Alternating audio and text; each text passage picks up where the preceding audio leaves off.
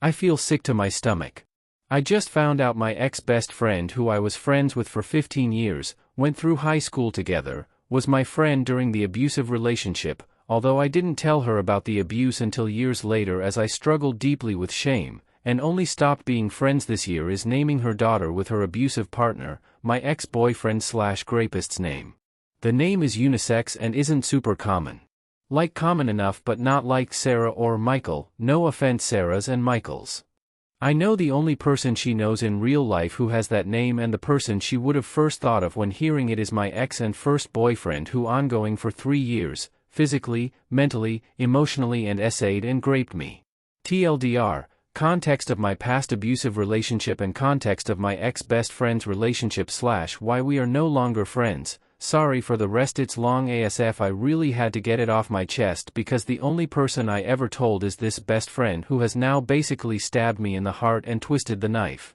The relationship was like Stockholm Syndrome, I guess? I didn't do anything unless he told me. I looked to him when someone asked me a question for him to answer. I can't explain it, I didn't even realize I did it. My friends noticed this bit and thought it was strange. No one ever knew of the abuse. I was just like conditioned to allow him to control everything. He bathed me, he dressed me literally arms up like a toddler and fed me like airplane like a toddler. That's if he let me eat at all. Most of the time he wouldn't let me eat and he'd have to carry me up and down the stairs, or if he did leave the house with me often had to carry me on his back because I'd start to feel faint/ill. His family accused me of having an eating disorder, and it would really upset me because it was him not allowing me to eat. Anytime I could get away from him I'd binge eat so much, and everyone would question how I'm not gaining weight and how I've lost too much weight when they would see me eat so much but had no idea what it was like majority of the time. If he ever caught me with food and it wasn't a time that he allowed me to eat it, if around others he would just take the food and say he's hungry and needs it more than me, or if alone he would abuse me.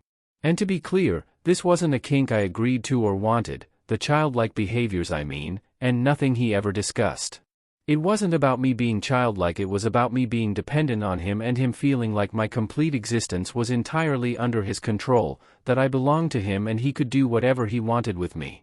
I was pretty much treated like a literal doll. At first it seemed sweet that he wanted to do things for me as someone who was neglected as a child. It started off with washing my hair and drying it for me, but eventually it became super abusive, forced and aggressive.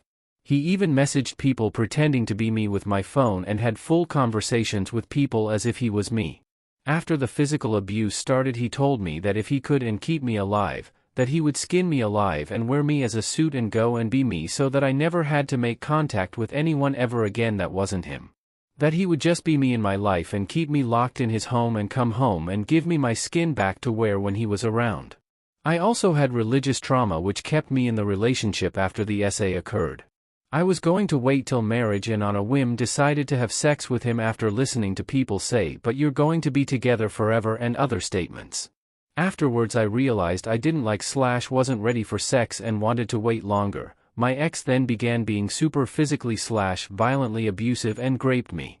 I ended up in hospital and had to have surgery, but I told the doctor who examined me that we didn't know what we were doing and that's why I was in the state I was in. I believed it was punishment for me not waiting until marriage and believed truly I was only meant to be with one person, and so I stayed and tried to make it work while I was continually abused and SA'd. Sometimes I'd even wake up to him SAing me after I had said no to anything sexual before going to sleep. After a while I was so hyper alert I struggled to fall asleep / staying asleep, and had issues sleeping next to anyone, even friends and family and future boyfriend, after this abusive relationship ended. Until after 3 years I finally found the strength to leave, and after many years of therapy I had learned to love and forgive myself for staying in that relationship. After 10 years of keeping all of it to myself, I have been to therapy and mentioned that I've been assaulted, but I have never gone into detail and worked on my self-esteem and compassion / forgiving myself in therapy. Instead, I told my best friend everything. We cried together. She appeared to be heartbroken for me and was so sorry that I went through it alone and felt like I couldn't speak to anyone. My best friend then began an extremely abusive relationship. That ultimately drove a wedge between us because her partner knew I was against their relationship, so he caused a drift. The final straw for me was when, after he cheated on her and took a woman in her home that's hers with her children, not his, and their photos all over the walls, and slept with the woman in her bed. When she confronted him and tried to leave, he attempted to take her life in front of her children. As soon as she could create some space between them, she called me and I called the police. She got a protection order and I stayed with her. He broke into her home while I was staying there in the middle of the night and stood over the bed in darkness. I wish I was making this up like absolute horror. I woke up to him and she had stayed asleep. Her kids were in their beds. I sat up and spoke calmly to him that he needed to leave because there's a protection order against him, and he was frozen for a moment before he left. I woke her as soon as I knew he was gone, and she told me that I'm lucky that I spoke to him because he would have assumed I was a guy in the bed in the darkness and beaten me to death.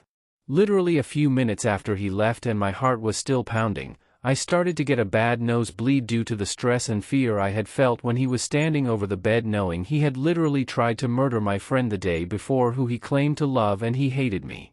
I had ongoing nightmares for weeks of him standing over the bed, could barely sleep, and ended up back in therapy over this. We got her locks changed and I stayed with her for a week and helped her look after her children.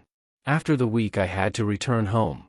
But I still stayed with her 1 to 2 times a week and was constantly on FaceTime with her.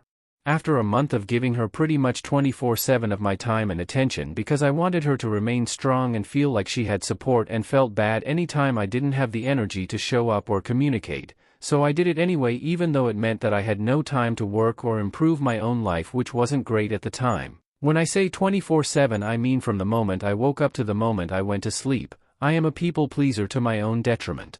I eventually burnt out and asked for a weekend to myself. I was still messaging, but I wasn't calling or going to see her. That very weekend she got back with him. We went no contact for a year because I said to her I couldn't support this after everything he had done to her and the fear he caused in me too. I wished her well, told her I loved her, and if she ever truly left him or if she ever truly needed me, she could always call me. Earlier this year, she messaged me saying they're broken up and have been for a few months, and that she is for sure this time. We became close like before, but this time I set boundaries with how much of my time I was giving in the friendship. I had gotten my life together a lot in the year of no contact and wasn't going to go off track to try save her. I know it's up to her to save herself. A few weeks go by and after telling me that he is blocked when we first spoke again, suddenly she said she got a call from him and she spoke to him, but she's not taking him back. She just wanted to hear what he had to say. I said I thought he was blocked? And she changed the subject immediately. I already knew she was getting back with him and probably had seen him. I confronted her. She admitted it and I said I'm done. To no longer contact me ever again.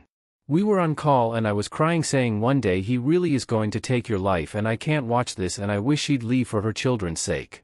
She has an Instagram for her kids that I still follow because her kids were like family to me too. They're young and I had been around their whole lives, practically an auntie. After 2 months of not talking, she posts she's pregnant. And today I found out her and her abusive boyfriend are naming their baby after my abusive ex-boyfriend/rapist.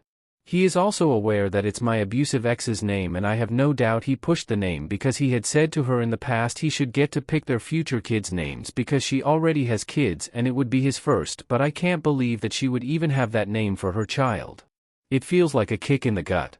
I immediately blocked the Instagram account she has for her kids and cried.